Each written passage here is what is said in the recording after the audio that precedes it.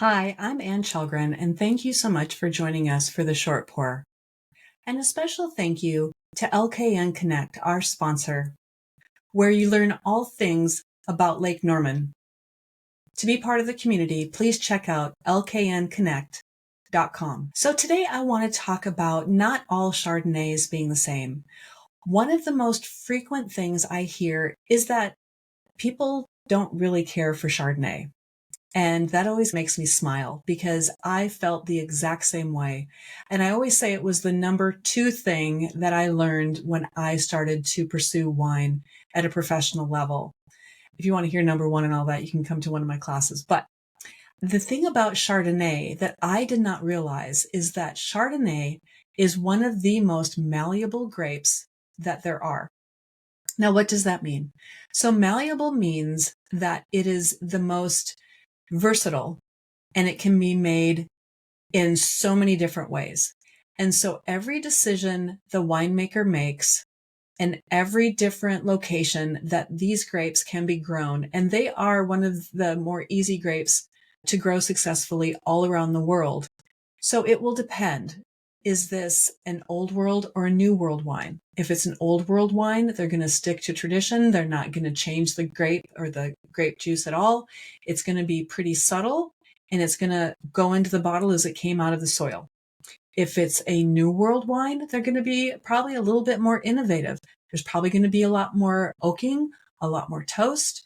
If it's from a warm climate, which many of the new world wine regions are, it's probably going to be a more ripe grape.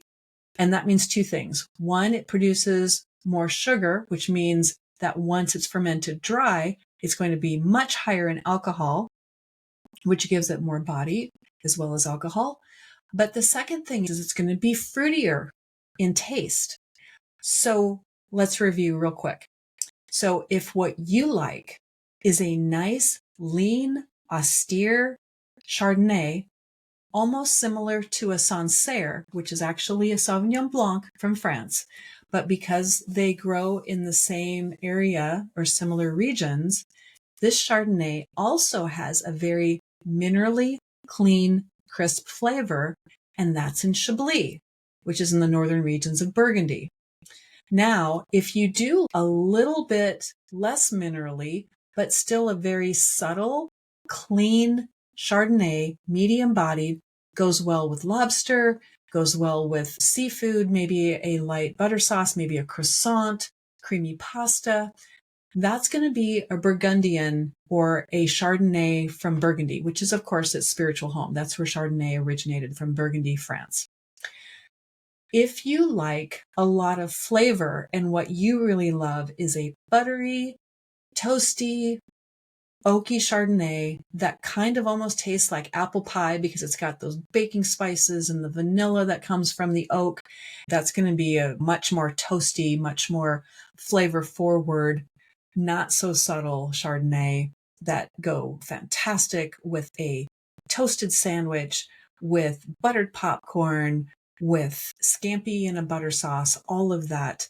You're going to like those kinds of Chardonnays. So if all you've really ever tried is a California Chardonnay, then let me give you a couple of suggestions. There are California Chardonnays that don't have so much oaking, and anyone from a wine shop or whatnot can help you with that.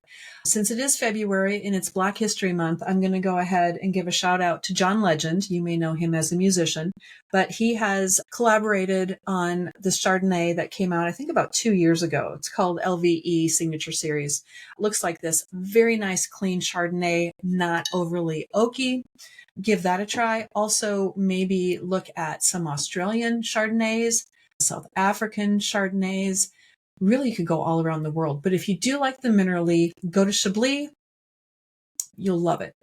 If you do the more oaky or toasted, there's things, you can even find this in the grocery store, Toasted Head, there's Firebrand, Cloudbreak, and then, of course, as I mentioned before, Rumbauer, if you really do love the buttery and the oaky. So hopefully I was able to impart a little bit of information concerning not all Chardonnays are the same. And what I always tell my students is that if you don't like Chardonnay, it's that you haven't tried enough yet.